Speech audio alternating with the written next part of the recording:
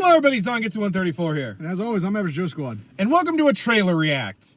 I'm sorry it's been a while since we've uploaded, but it's Thanksgiving. We work retail.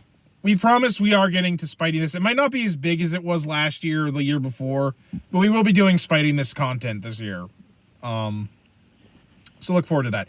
But for right now, a couple trailers came out. And so we're going to talk about them, hence why it's a trailer react. I don't know why I'm being so Captain Obvious, but I am. I was about to say, what, are you going to start selling the alcohol next? It's, I'm a little rusty. Apologies. So trailers, we're going to talk about that. We're going to do two, because I kind of didn't see the point of us doing Two separate videos for this. So, our Indiana Jones and the Dial of Destiny and Guardians of the Galaxy Volume 3. No, we're not going to talk about Transformers Rise of the Beasts. Because I don't give a shit about Transformers. And I was like, I'm so done with fucking live action Transformers films. We'll go with Indiana Jones first. Okay. I guess I'll go first this time, I guess, because I'm the one that sent it to you first. Because I was actually at dinner when I saw that it had dropped, and I was like, oh hell yeah, here we go. You know, because I'm a big Indiana Jones fan. I've actually read a lot of the novels and stuff, and I've watched some of the TV show. It's probably one of my favorite series that hasn't been done into the ground, basically. Well, yeah, but it did take a massive hit back in the early 2000s. That movie is not that bad. I rip on that movie. That movie's not that bad. Yeah, it's fair. I've seen a lot worse. I've sat through the Star Wars sequel trilogy. Yeah, it's fair. But I was like actually following the news and stuff about this because I had seen it was in production, and when it dropped, I instantly threw it on, and I'm honestly very, very excited for this because this one looks really, really good. It does look really, really good. You know, it's supposed to be like the swan song to the character. Yeah. So I think they're going to do a really good job with it. The de-aging stuff they did for Harrison and what I assume are like flashback sequences looks really, really good. Yeah. Just showing you that tech is ever evolving. Yeah. So like it looks really good. I mean, I'm a little eager to see how it works with, having it talk and everything and all that. I'm interested to see how that goes, but overall, I think this movie is going to be really, really good. It's supposed to be set in the 60s, and it's kind of like Indy, like trying to right something that was wrong from his past. Mm-hmm. AKA, we're going to bring back Nazis so he can just beat the shit out of them, which is always enjoyable. Which, I mean, to be fair, like, considering that there was ideas that there were Nazi conspiracies even in the 60s was still kind of a thing. Yeah. And it's leagues better than them trying to force the Russians again, like Temple of the Crystal Skull. Not that I have anything against the Russians, it's just, it's weird having. I do. It's what happens when you invade a foreign country. Yeah. Well, not to bring politics into it. Well, but then I'm also like nothing against the Russian villains, but it's just they don't really fit with Indy. At least I don't. Yeah. It doesn't work nearly as well as the Nazis, so I don't mind them doing like. Yeah. But, like I said, I'm very, very excited about this film. I think it's going to be really, really good. Or at least I'm hoping it'll be really good. One thing like I said, I even enjoy Kingdom of the Crystal Skull. It's not the greatest thing ever, but it has its moments. Like I said, I don't really mind the film. It has some weird shit in it, like the scene where he survives the nuclear bomb with the fridge, and my favorite line, he's gone to the space between spaces. But that's just because I'm like, what the fuck does that mean? I know what that means. But like I said, that and the fact that it was very desperately trying to make Shia LaBeouf the next Indiana Jones, and nobody wanted that. Nobody wanted that. Which I think was really, in my opinion, is the downfall of that film.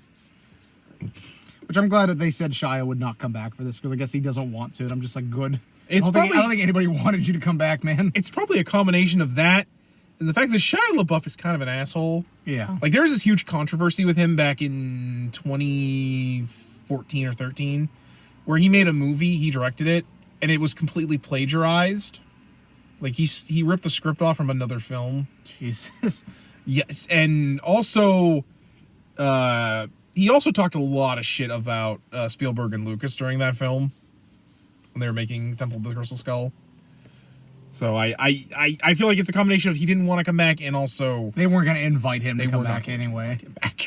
Yeah, but as I said, I'm definitely interested to see where this takes the character. Yeah. Especially given that we've seen him now, 30s, little bit into the 40s, if we're counting like some of the books and stuff and EU stuff. 50s with Kingdom of the Crystal Skull. Now we're gonna get the 60s. So I'm really interested to see where this goes. I hope it'll be a really good swan song for the character, because I think after this, I think Harrison's done. I think this movie was actually in his contract clause with Disney to come back for Star Wars, is he's like, I want another Indiana Jones movie. Which like I said, I think it'll be good as long as they don't like say kill him at the end of the frame. Like, yeah, I don't want like, if he's one of those heroes, he doesn't need to die. He can just retire. He can just be a professor. Which is actually what the show Adventures of Young Indiana Jones did. The original versions before if you buy them on DVD now, they're edited to remove all the older Indiana Jones stuff, because it actually mentions it actually contradicts the canon with Kingdom of the Crystal Skull a little bit, because each episode would be introduced by older Indy, like telling a story. And he actually mentioned in one of the intros that he has a daughter. Okay. So obviously that kind of contradicts Kingdom of the Crystal Skull, but I kind of like that idea of that being the ultimate end, is just, him remarking about his adventures and stuff. I think that would be a cool ending. Yeah. Like, I'm with you. I don't want to see him get killed. Yeah. I don't need that. Or I'm just hoping they haven't killed Marion off in this. As do I. I like Marion too much. Because I guess in like the scenes we've seen, he still has the wedding band on him. No. I'm like, cool. Then please don't fucking make it that she's dead. Yeah. Like, please don't do that. Please don't do that. Just she's over there. You don't have to say she's dead because she didn't want to come back. She's just over there. Who knows? She could probably be in it. They probably just are trying to keep that on her wraps. And this film could end with him as a very elderly man being like, someone being like, we have an apprentice for you. Her name's Laura Croft. No goddamn Tomb Raider crossovers. I hate that shit. Fair. That's one of those crossovers that I'm like, no, that's fucking stupid. I mean, fair. I don't know. It'd be funny. It would be, but it would be. No, I don't want that. I'm not saying I want a crossover. It'd be funny if that was like a cute little nod, but I'm mostly joking. One thing I think you and I both thought was interesting is that they kind of hinted this might be about the bell. Yeah. Die Glock. Yeah. Which, if you're familiar with World War II mysteries / conspiracies, it was supposedly a German anti-gravity device / some people have theorized it was a time machine. There's all kinds of weird theories around it. There's a theory that thing is the Kecksburg Bell, like the UFO that crashed in Kecksburg, PA. Yeah. There's a theory that it's that, but there's all kinds of theories about it, and even then, we still don't even know if it actually existed. There's no evidence really that it did. Yeah. But it's kind of interesting if that's what they go with, because it'll be like, that's like right up Indiana Jones's alley, honestly. Because like I have like I said, there's a couple novels. Yeah. Besides the movie novelizations, there's stuff like he goes to Stonehenge, he goes up into Iceland to find like this old Nordic temple and stuff. Like, it's right up that alley of like bordering on very believable, but obviously a little bit fictionalized and kind of like exaggerated. It's right up that alley that I think works really well. There's even a comic where Chewie and Han end up crashing onto Earth and getting killed by Native Americans. And then Indiana Jones finds the Falcon.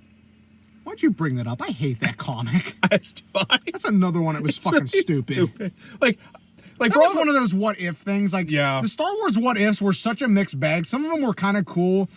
Others were just really, really fucking dumb. And I'm one of those people that, like, I know it says it's in a galaxy far, far away. I don't believe it's in the same galaxy as the Milky Way Star Wars. That would be too weird. But no, I just wanted to bring it up because it's such a stupid what if. I'm like, who wanted that? Who asked for it? Yeah. So your thoughts? Do you think this film's going to be any good? I think this does look really good. Obviously, I do wonder. It's just a trailer, but I do wonder how much of it's going to be actually shot on. I heard a lot of it was done with practical effects. Yeah, because like there was a lot of shots where I was like, I wondered how much of this was like CG, but like that might have also been because they haven't touched it up yet. Well, and like I said, I read an interview and the director or somebody stressed they used a lot of practical effects. They shot a lot on location, which a lot of people were like, that's just code for the de-aging. CGI was really fucking expensive. I mean, yeah, but at the same time, if we're going to these part of the fun of Indiana Jones is these locales we go to, so I want to see these locales, don't just CGI them in. I'm also like, given the fact that we see what we believe is the bell, I'm kind of curious if this dial of destiny is actually what they're looking for to power said device, and that's it what could be. I'm very interested where the plot goes, like because like there's some have theorized, maybe there's going to be some time travel to it, maybe like there's like flashbacks, there's so much theorizing going on because obviously we have a year until the movie comes out, so people are just going to go ape shit trying to figure out what's going on. But no, it looks good, and I'm always up for some more Indiana Jones. I'm one of those people that really does enjoy like a lot of the video game stuff we've gotten where like they've tried to do some stuff like you want to play Raiders of the Lost Ark on the Atari 2600. I mean, I kind of like, which I have, by the way. Because when I was really little, me and a friend used to play Fate of Atlantis, even though that game is ludicrously hard. We never got very far. Yeah, that game's actually very hard. I have one too. I think, what is it, Staff of Kings? I hope it's not the Wii version. No, it's Xbox. Okay, because I've heard... Actually, no, I have two. I have Staff of Kings, it's PS2, and then I believe I have Empress's Tomb, which is Xbox. Yeah, because I have two of them. I know people complain about the Wii version, but apparently the other versions of Staff of Kings are actually pretty good. Yeah, it's not on the gimmicky Wii. Yeah. Well, that was a problem back in those days where like they would make a Wii version and they would have to add in motion control to justify being on the Wii. But no, like I'm always up for like, I make jokes about Crystal Skull, but that's just because like it's so easy to make them. But like I said, this looks really good. I'm curious to see who this goddaughter is for him. I believe they've talked a little bit. I admittedly haven't read too much of the synopsis stuff because I kind of want to go into it with a fresh mind. As do I. Like, would it be hilarious if that was actually Belloc's kid? Oh my god, that would be funny as fuck. Like where he's like, yeah, I watched your dad die. Well, I didn't watch, but I heard your dad get melted by the Ark of the Covenant, so I'm gonna be your godfather now. They've said who that is. It might be Brody's kid or something. I was blown away. They got Shala to come back. Yeah, I was like, you're still alive, but dude. But I think that because that's John Rhys Davies, right? I think so. Yeah. Well, I was like, oh hey, that's cool. But no, like I said, that looks really good. Like, it looks really good, really fun. I love that scene where he tries to whip all those people and then they all pull their guns in. He's like, oh shit, I fucked up. No, it looks pretty fun, So I'm curious to see what this movie is going to be about. Really? Yeah. So let's. I think we've spoken enough about Dial of Destiny. Let's move on to Guardians Volume 3. Yeah. AKA the one I really don't have a lot to say about. I'm kind of glad we did Destiny first because I honestly. It looks good. I mean, granted, I see a lot of stuff that like they set up with in the Guardians Christmas special. As someone who just watched it, which I still haven't seen at this point, so we'll try to get a review out of that soon. I'll probably try to watch that tomorrow. But it looks good. I wish I knew more about the Marvel space stuff, so I could tell you more. But it looks good. Looks kind of like it's going to be pretty dark. I really hope to God we don't. This isn't going to be like Annihilation where we watch the Guardians all get murdered. Especially considering there's like a scene where it looks like Rocket gets tortured. I'm pretty sure that's a flashback. Yeah, I'm hoping so too. It also looks like they're finally going to tie up what happened to Gamora at the end of Endgame, which I always knew that was what was going to happen. We all knew that was coming. I did love the fact you brought up the joke about how they all were wearing differently colored spacesuits, like they were Sus. playing. Yeah, they were playing Among Us. James Gunn claims that's not a reference, but I'm like, that's awfully sus. But no, I know they're introducing some new stuff. Like I know you brought up they're bringing. I don't know that character's name, so don't even ask. Well, no, Rocket's girlfriend. Yeah, I don't. Like I said, I don't know that character's name. I don't know her. I just know they brought. And granted, I don't know a lot about Rocket. I just know he's a talking space alien that looks like a raccoon. My knowledge of Guardian stuff is either the game or the movies. That's about it. That's fair. Which that game is really good. I'm kind of ashamed that that didn't have as much success as they hoped it would. That's actually a really good game. I do like we're finally getting the actual Guardians outfits for them. Yeah. Because, like, I mean, granted, a lot of them don't wear it that often. Usually it's more something Peter wears as Star-Lord, but it was cool to see them in them since they haven't really had the outfits. I also want to say I think someone said they saw Adam Warlock in this trailer. Yeah, he's in it. I've seen screen caps. That's cool. Kind of wish you'd have shown up for Thanos, but he wasn't done yet. That's fair. They show that. What is that? That's in the end of Guardian 2. Oh yeah. Remember, he wasn't done yet. Yeah. He was still cooking. Curious to see if we're gonna see Howard the Duck again. Please, give me my duck. That's what I want. That's what I want and what I need. But yeah, it looks good. I wish I could say more than that. It was just kind of a teaser. Yeah, that was definitely more of a teaser, I think, than a trailer. But like, I'm excited for it. It's just I'm not nearly as hype as I would be for some of the other Marvel stuff. But I'm not really a big Guardians guy, so nor am I. So admittedly, we're a little biased, but like I didn't watch anything Guardians related until like Infinity War, and that's mostly because I just don't care.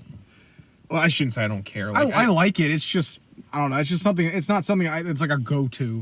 Like I like the music. I like the music. I hate the way they took the direction of the Nova Corps, but that's more because I wish we could have gotten like the actual cool Nova Corps. I'm pretty sure we're getting a Nova Corps show. I think they've said they're working on that. Well, then I want to say in one of the later films, I think they say Thanos wiped them out at first, and then like so I'm assuming that's how we're gonna explain like how we get like an actual Nova. Yeah. Which I'm curious to see which Nova they'll do. If they're gonna do the younger Nova, since he's the one most people know about now, or if they're gonna do Richard Rider.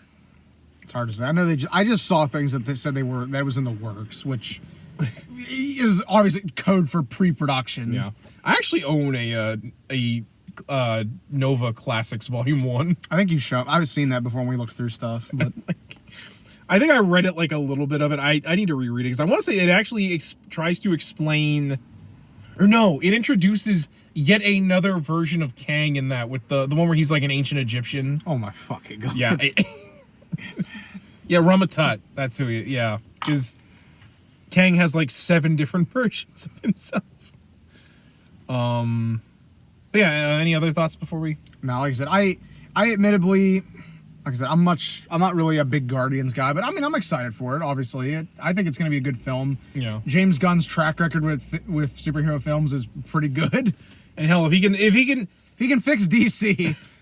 Well, not that, like the fact that he was given these characters who barely anyone knows about, and made them like probably the most beloved part of the MCU, which is weird when you consider like Captain America and Iron Man are on the Avengers, and characters probably more people know about. But like I said, he made a movie with a talking raccoon and a talking tree in it, and it was like one of the. Got Vin Diesel to be the tree. It was like one of the biggest money makers in the MCU. I think it's going to be a pretty good film.